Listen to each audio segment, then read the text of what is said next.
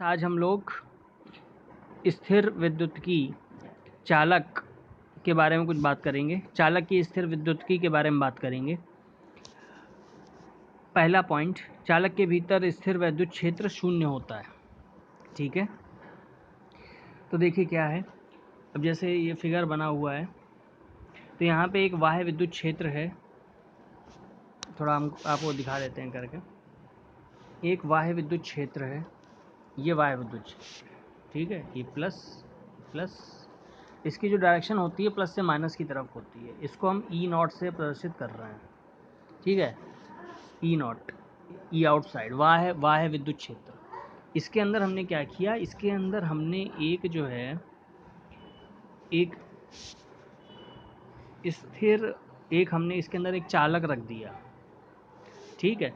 तो चालक में देखिए, चालक में प्लस ऋणावेश और धनावेश दोनों होते हैं, लेकिन जब आप विद्युत क्षेत्र में रखेंगे तो उसके जो ऋणावेश होंगे वो प्लस, जहाँ पे विद्युत क्षेत्र का मतलब वाह्य विद्युत क्षेत्र का जहाँ पे प्लस होगा वहाँ पे चालक के ऋणावेश अट्रैक्ट होंगे, और जहाँ पे वाह्य विद्युत क्षेत्र का ऋणावेश होगा वहाँ चालक के धनावेश आकर्षित होंगे, ठीक है। तो ये इधर देखिए, इधर एकत्र हो गए, ये आपका प्लस ये इधर आ गया, ठीक है।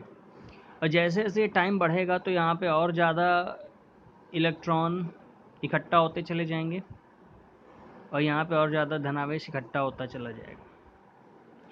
तो ये देखिए यहाँ पे अंदर प्लस माइनस इधर अलग अलग हो गए, तो यहाँ पे क्या होता है, एक इलेक्ट्रिक फील्ड चालक के अंदर उत्पन्न हो जाती है, जिसे कि प्रेरित विद्युत क्षेत्र कहते हैं या इंड्यूस्ड इलेक्ट्रिक फील्ड कहते हैं, ठीक है। तो ये विद्युत क्षेत्र तब तक, ये प्रेरित विद्युत क्षेत्र का मान तब तक बढ़ता रहता है जब तक कि ये जो है ये ई नॉट के बराबर ना हो जाए, मतलब वाह्य विद्युत क्षेत्र के बराबर ना हो जाए, ठीक है। देखो मैंने लिखा है ई आई प्रेरित विद्युत क्षेत्र, या तब तक बढ़ेगा जब तक ई नॉट के बराबर ना हो जाए। तो जब ये बराबर हो जाएगा तो ई नेट की वैल्यू जब हम निकालेंगे तो ई नेट बराबर क्या हो जाएगा, E I minus, sorry, E not minus E I, ये हो जाएगा जीरो। जब दोनों बराबर हो गए यानी बराबर और विपरीत, तो ये हो जाएगा जीरो। तो चालक के भीतर जो नेट विद्युत क्षेत्र होगा या स्थिर विद्युत क्षेत्र होगा वो जीरो हो जाएगा, ठीक है। पहली चीज़ तो ये। दूसरा, चालक, आवेशित चालक के पृष्ठ पर पृष्ठ के प्रत्येक बिंदु पर स्थिर विद्युत क्षेत्र अभिलंबवत होना चाहिए, ठीक है। वैसे ये चीज़ एक बार प्रूव हो चुकी है, लेकिन दोबारा से इसको प्रूफ करके एक बार रिवाइज देख लीजिए। जैसे कि, तो इसके लिए हम मान लेते हैं कि ये कोई चालक है, इससे जो विद्युत क्षेत्र है वो ई, एक स्पर्श रेखा खींच दीजिए यहाँ पे, ठीक है। एक स्पर्श रेखा ही खींच दी, माना ये इससे थीटा कोण बना रही है, तो ये कंपोनेंट इसका हो गया ई कॉस थीटा, और इसका जो लंबवत जो होगा वो हो जाएगा ई साइन थीटा, ठीक है। और ये इसका, तो देखो चूंकि चालक का जो पृष्ठ है वो क्या है, स्थैतिक है, मतलब वहाँ पृष्ठ है जो उस पर जो चार्ज है वो कैसा है, स्थिर, स्थैतिक अवस्था में। तो स्थैतिक अवस्था में है तो ई कॉस थीटा उसको क्या करेगा, ई कॉस थीटा उसको जो है हॉरिजॉन्टल मतलब क्षैतिज दिशा में उसको गति कराने के लिए रिस्पॉन्सिबल होगा या उत्तरदायी होगा। लेकिन जब यहाँ पे क्षैतिज गति हो ही नहीं रही है, देखिए लिखा हुआ है स्थैतिक स्थिति में, देखिए यहाँ लिखा हुआ है स्थैतिक स्थिति में ई का कोई स्पर्श रेखी घटक नहीं होना चाहिए। तो ई का ये स्पर्श रेखी घटक दिख रहा है और ये ई का लंबवत घटक है, ई साइन थीटा लंबवत घटक है, ई कॉस थीटा स्थैतिक घटक है। तो स्थिर स्थैतिक अवस्था में ई कॉस थीटा नहीं होना चाहिए। तो देखो ई कॉस थीटा नहीं होना चाहिए, यानी कि ई कॉस थीटा का मान क्या होना चाहिए, जीरो। ई कॉस थीटा का मान होना चाहिए जीरो। ई का मान जीरो नहीं होगा, ठीक है। ई का मान जीरो नहीं होगा तो जीरो क्या होगा, कॉस थीटा का मान जो होगा वो जीरो होगा। तो कॉस थीटा का मान जीरो कब होता है, जब थीटा बराबर क्या हो, 90 डिग्री। देखो तो थीटा बराबर 90 डिग्री, तो ई कॉस 90 ये तो जीरो हो गया, यानी कि स्पर्श रेखा वाला जो है, स्पर्श रेखी जो घटक है वो आपका क्या हो गया, जीरो। और ई साइन थीटा, तो ई साइन 90 ई हो गया, तो केवल आपका लंबवत वाला ही रह जाता है, ठीक है। तो इससे प्रूव हो जाता है कि आवेशित चालक के पृष्ठ पर पृष्ठ के प्रत्येक बिंदु पर स्थिर विद्युत क्षेत्र अभिलंबित होना चाहिए। ये प्रूव हो गया टर्म, ठीक। नेक्स्ट, स्थैतिक स्थिति में चालक के अभ्यंतर पर कोई अतिरिक्त आवेश नहीं होगा। तो अभी हमने प्रूफ किया है कि चालक के भीतर जो है जो विद्युत क्षेत्र होता है वो जीरो होता है। देखो मैंने यहाँ पे प्रूफ किया है ना, पहले ही वाला जो पॉइंट था, चालक के भीतर स्थिर विद्युत क्षेत्र शून्य होता है। तो अब इसमें कह रहा है कि स्थैतिक अवस्था में चालक के अभ्यंतर पर कोई अतिरिक्त आवेश नहीं हो सकता। ये देखो ये इसकी प्रूविंग है। तो इसमें हमने यही शुरुआती की है कि चालक के भीतर विद्युत क्षेत्र शून्य होता है, यानी कि कोई अगर हम चालक ले लें, ये कोई चालक है, तो इसके अंदर जो ई होगा उसका मान शून्य होता है, ठीक है। तो ई नेट बराबर जीरो। अब गॉस लॉ क्या है? गॉस लॉ देखो, गॉस की प्रमेय से integral E dot D S equal to Q upon epsilon naught. अब ई का मान जीरो है तो जीरो बराबर क्यू अपॉन एप्सिलॉन नॉट, तो ये क्यू बराबर जीरो हो गया। तो अतिरिक्त आवेश चालक के पृष्ठ पर होगा, तो यानी कि क्यू बराबर जीरो, यानी कि यहाँ पे क्यू बराबर जीरो हो जाएगा। यदि ई बराबर जीरो है तो क्यू बराबर भी जीरो हो जाएगा, ठीक है। और अतिरिक्त आवेश कहाँ पे है? वो चालक के पृष्ठ पर है। ये बात भी अभी आपको बताई जा चुकी कि जितनी 3-4 बातें हैं इनको बिल्कुल याद रखिएगा, इसको भी आपको याद रखना है, ठीक है। ई चालक के भीतर, आवेशित चालक के भीतर विद्युत क्षेत्र शून्य होगा, आवेश शून्य होगा, और जो आवेश होगा वो मतलब चालक के भीतर आवेश शून्य होगा, लेकिन चालक के बाहर जो आवेश क्या होगा वो चालक के पृष्ठ पे होगा। अतिरिक्त आवेश कहाँ होगा? वो चालक के पृष्ठ पे होगा, ठीक है। ये बात प्रूफ हो गई।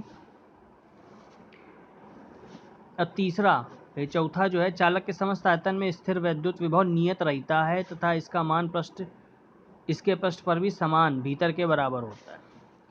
तो सीधी सीधी वही देखिए, इसमें लिखा हुआ है, इसमें प्रूफ कुछ नहीं करना है, इसमें केवल आपको समझना है। किसी चालक के भीतर ई बराबर जीरो तथा इसका पृष्ठ पर कोई स्पर्श रेखी घटक नहीं होता, अतः इसके भीतर पृष्ठ पर किसी छोटे परीक्षण आवेश को गति कराने में कोई कार्य नहीं होता, ठीक है। क्योंकि कोई घटक नहीं होगा तो कार्य भी आपको नहीं करना पड़ेगा, कार्य आपको अपने आप मिल जाएगा, ठीक। और चालक के भीतर अथवा पृष्ठ पर दो बिंदुओं के बीच विभवांतर नहीं होता। विभवांतर नहीं होने का मतलब क्या है? विभव क्या होगा? समान होगा, ठीक है। तो यही चीज़ लिखी हुई है, यही चीज़ यहाँ पे लिखी हुई है कि किसी यादृच्छिक आकार, आकृति अथवा आवेश विन्यास के चालकों के निकाय में प्रत्येक चालक का अपना एक नियत मान का अभिलाक्षणिक विभव होगा, ठीक है। यानी कि विभव नियत रहेगा, ई जीरो होगा, क्यू जीरो होगा, लेकिन विभव का मान नियत होगा, ये बात समझ लीजिए, ठीक है। नेक्स्ट लास्ट पॉइंट है कि आवेशित चालक के पृष्ठ पर विद्युत क्षेत्र, आवेशित चालक के पृष्ठ पर विद्युत क्षेत्र जो है वो क्या होगा? ये ई बराबर sigma upon epsilon naught, N cap तो मतलब डायरेक्शन को बता रहा है। तो देखिए ये एक पृष्ठ लिया हुआ है, इसमें एक छोटा एलिमेंट डी एस ले लिया है, ये इसका पृष्ठीय आवेश घनत्व तो सिग्मा है, ये चालक का पृष्ठ है, ठीक है। तो इसकी प्रूविंग देखिए यहाँ पे मैंने की है, तो 2 लाइन की है प्रूविंग। देखो गॉस की प्रमेय से, गॉस की प्रमेय से क्या होगा? आपका हो जाएगा E dot D S equal to क्या होता है? गॉस की प्रमेय क्या होती है? Summation E dot D S equal to Q upon epsilon not, ठीक है। तो ये आपका ये है, मान लो कोई चालक का पृष्ठ है, तो इसमें ई की डायरेक्शन ऊपर है, ठीक। और मान लो जो डी एस जो होता है, डी एस की डायरेक्शन हमेशा क्या होती है? बाहरी की तरफ होती है। ये इसमें पृष्ठ पर ये आवेश वितरित है, और इसका पृष्ठीय आवेश घनत्व तो क्या है? सिग्मा। पृष्ठीय आवेश घनत्व तो क्या है? सिग्मा, ठीक है। तो ई और डी एस दोनों की डायरेक्शन एक है, तो इन दोनों ई और डी एस के बीच का थीटा क्या होगा? जीरो। तो E D S, E dot D S का full form, E D S को अगर आप ओपन करोगे तो आएगा क्या? E D S cos theta, क्या आता है? यही तो आता है, ठीक है। तो थीटा जीरो हो गए, तो ई डॉट डी एस को अगर आप ओपन करोगे तो आपका आएगा ई डी एस कॉस थीटा, ठीक है। और थीटा बराबर है जीरो, तो हो जाएगा ई डी एस, ये बराबर हो जाएगा क्यू अपॉन एप्सिलॉन नॉट। अब यहाँ से देखो, तो क्यू बराबर क्या होता है? अब यहाँ पे पृष्ठीय आवेश घनत्व लिया हुआ, तो क्यू बराबर सिग्मा ए है। क्यू बराबर क्या है? सिग्मा ए। ए यहाँ पे हमने डी एस के फॉर्म में लिया हुआ, तो सिग्मा इंटू डी एस हो जाएगा, Q बराबर क्या हो जाएगा, सिग्मा इंटू डी एस। तो Q की जगह क्या लिख देंगे, sigma D S upon epsilon not. यही गॉस लॉ है। गॉस लॉ बराबर Q अपॉन एप्सिलॉन नॉट है, तो Q की जगह क्या लिख देंगे, सिग्मा इंटू ए होता है Q बराबर, तो A की जगह डी एस लिख दिया। तो ई डी एस बराबर sigma D S upon epsilon nought, तो डी एस कैंसिल, तो equal to sigma upon epsilon not. ठीक है, तो ये आपका final expression equal to sigma upon epsilon nought आ गया। तो सारे इसके डिस्कस हो गए। ठीक है, ओके। अच्छा, एक चीज़ और, अगर यहाँ पे जैसे प्लस आवेश लिया हुआ है, मतलब धनावेश लिया है, अगर यहाँ पे ऋण आवेश ले लेते, यहाँ पे क्या करते, ऋण आवेश लेते, तो अंतर क्या होता, ds है, ds तो बाहरी की तरफ होता, लेकिन E जो है वो अंदर नीचे की तरफ होता, तो इनके बीच का कोण कितना होता है, 180। थीटा बराबर क्या होता है, 180। उस केस में E का मान क्या आता है, E का मान आता minus sigma upon epsilon not. ठीक है, ओके, थैंक यू।